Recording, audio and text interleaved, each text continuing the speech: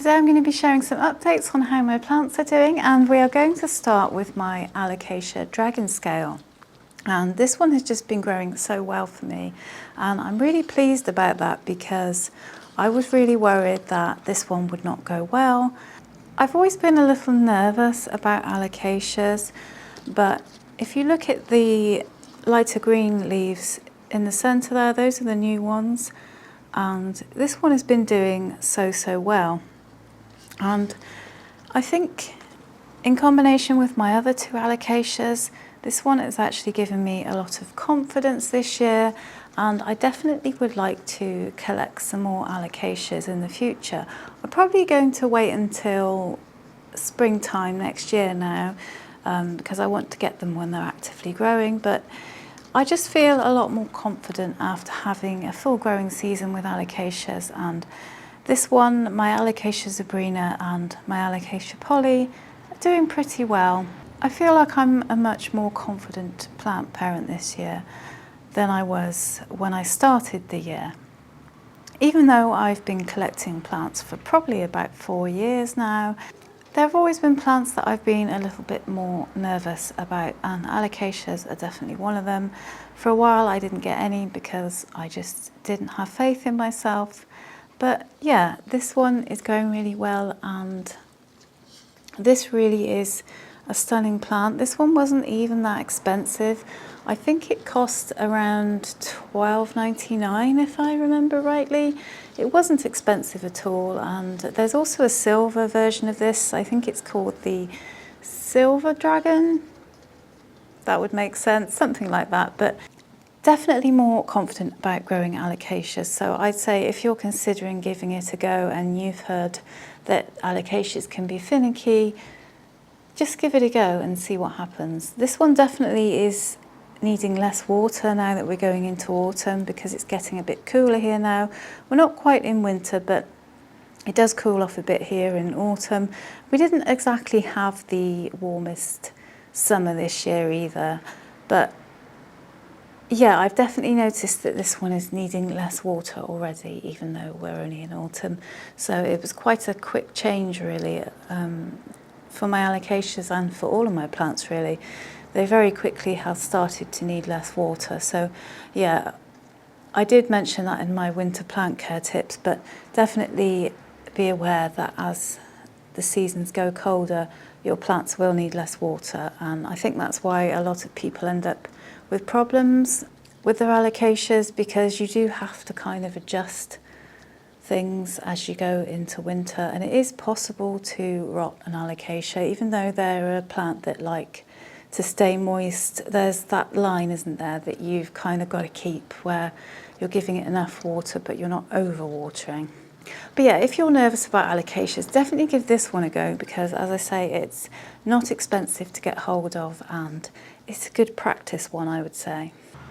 Speaking of plants that I don't have much confidence in myself with, this was another one of them. This is my string of hearts, and again, I think with this one it was just a case of me telling myself I wouldn't be very good with the plant. It was just a kind of a self-limiting belief that I had created in my mind, and I kind of put off getting one of these pretty much the whole time I've been collecting plants. So for years I've been thinking I can't have one of these, and I just suddenly realised how silly that was. It was just something I was telling myself, and now that I've actually got one, it's grown really well for me, and I'm really enjoying growing it. So from about here downwards, I'd say, this is all new growth for this plant since I bought it, and yeah, it's nowhere near as scary as I thought it would be. And yeah, I feel a bit silly for having put myself off for so long, thinking that I wouldn't be able to care for this plant. So don't always listen to stuff you hear online. You know, you see stuff a lot on kind of social media, people saying, oh, this is a finicky plant, don't get this if you're a beginner. It might not actually be true. I would go on your own experience.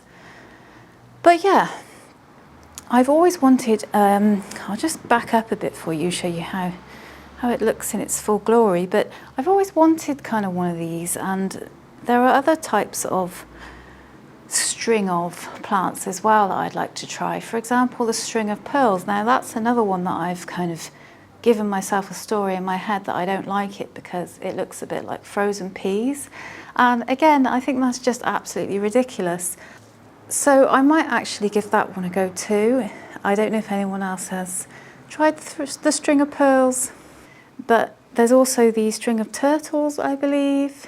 If you know of any other string of plants, do put them in the comments. I feel like come spring I'm maybe going to go on a bit of a string of binge.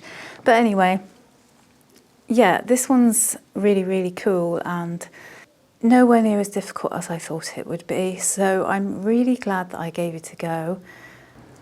It's just growing so, so beautifully. One of you told me in the comments when I first bought this, make sure you give the top of the plant plenty of light. So I did take that advice and I have been making sure that the whole plant is getting good light. I have it right next to a window, so it does seem to be good advice so far. And yeah, it's really thriving, so long may it continue. Right, so next I actually have a plant to share with you that you may not have seen before. For some reason I just haven't got around to showing you this one. You may have seen it if you watched my shorts, but if you don't then you probably haven't. But this is the Begonia maculata, and I actually got this one in a plant swap. Isn't it cute? I'm generally not a begonia person, you know, I don't exactly go for begonias a lot of the time, but this one I just find so fascinating with all the little dots that it has. I just find it so fascinating that a plant could grow with such weird markings, and this one's obviously still a baby. I think that's probably its biggest leaf there. And I'm not sure if this is one of the begonias that needs support as it grows, or if it just grows kind of upright and supports itself. If you know a bit more about begonias than I do, do let me know in the comments, because I'm basically kind of just beginning with begonias. But what I'm doing seems to be working for this one because it seems very happy. And yeah, I just find this one really fascinating. It has the cutest kind of angel wing shaped leaves and all those weird little dots on it. Nature is very strange, isn't it, but beautiful. So I shall keep you posted on how this one grows. So looking forward to seeing this one size up. Probably next year now. I don't know, how do begonias grow through the colder months? I have no idea. This one seems to be slowing down a little bit, but it's doing well. So yeah, really happy with that. Another plant that is growing just absolutely amazingly for me right now is my Cebu Blue, and I still haven't got it a pole extension.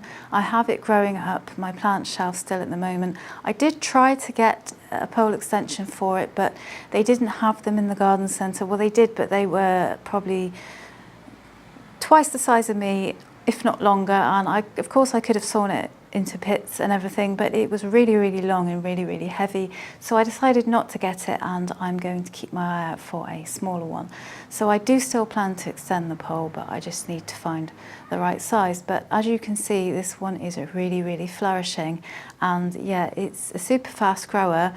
It was a fairly full plant when I bought it, but you can definitely see that it's filled out and it's grown a lot since I got it. It seems to be really happy. I did repot it because it was fairly root bound, and to be honest, it didn't really stop growing after its repot. It's continued to grow, and some of the leaves are fenestrated, some of them aren't. But overall, the look of this plant, the way it's growing kind of wild and overgrown. I love that look in plants. I do like them to get kind of a bit wild. I don't really like to manicure my plants too much, so I do enjoy how it's growing at the moment. I kind of enjoy having my plants in a sort of natural style because it feels more like nature is indoors to me, if that makes sense. If they're too manicured and I try to get them looking too kind of perfect, it doesn't feel like nature. Is that weird? But that's how I feel. So yeah, I kind of like to have my plants go a little bit nuts if possible. Next is another of my favourite plants at the moment. This is my Aglaonema Silver Queen, and that's the newest leaf there. It's got a few new leaves actually because it's a few plants in the pot, but Oh, I see another flower there. What I was about to say is I did chop the flowers off this finally to encourage it to put out new leaves, because really it's new leaves that I want, and it has started doing that. Just checking for pests. It started putting out new leaves, but it looks like another little flower has crept out there. I didn't notice, but I'll have to cut that off. I absolutely love this plant, and yeah, this was actually labelled as an Aglaonema cutlass when I bought it, and it turns out it's not an Aglaonema cutlass.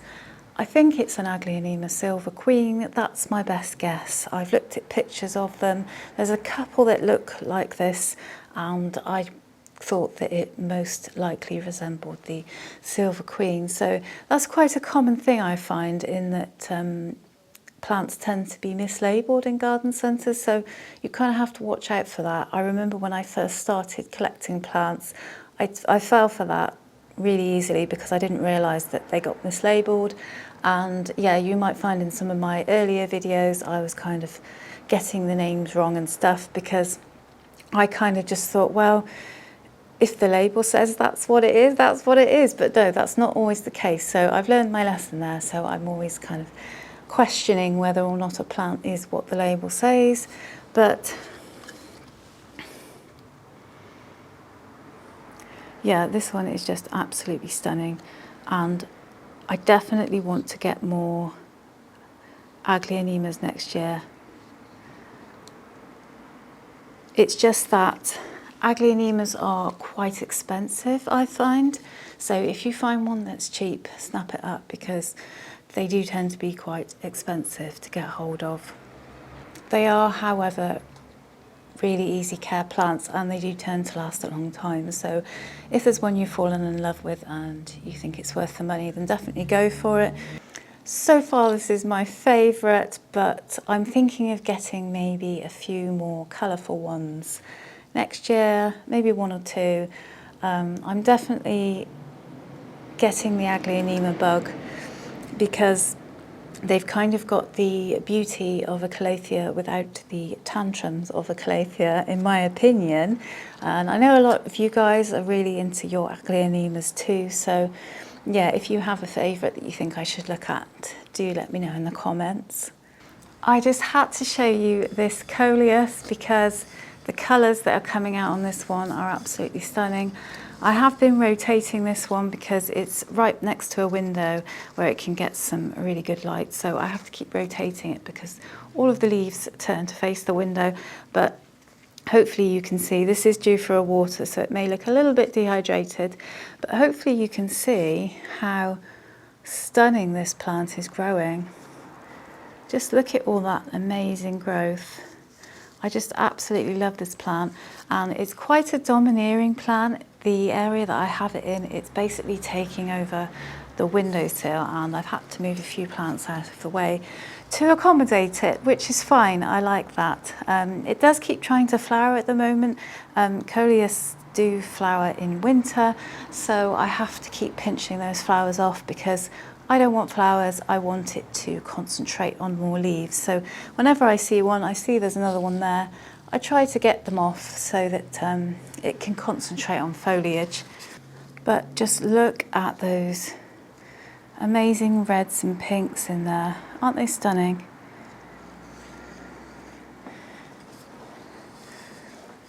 I think I might have to just double check at some point if this is root bound because of how fast it's growing. I can't remember, but when I potted it up, I think it had pretty fine roots, but I want to make sure that I keep it potted, up potted in time, because I don't want to stunt its growth. It's growing so beautifully. But yeah, it's just so pretty, and it's quite a festive plant too. I'm not really a person who likes to put up Christmas decorations. It's just my personal preference. I don't like Christmas decorations. I find them a bit tacky, and that's not me having a go at anyone else who likes to put them up. We've all got different tastes, but personally I don't like them. So this is kind of a nice little festive splash that I can get on board with. So yeah, try and tip it over there. Look at that red on the top there. Because there are several different ones in here, they kind of really complement one another. So yeah, this one is definitely star of the show at the moment. It has everything going for it. The colour, the fast growth, just being all domineering, and why not? Thanks for watching today's video. I hope you enjoyed it, and I have put some more up on screen for you that you may enjoy watching next. So please feel free to work away and enjoy some more of my videos.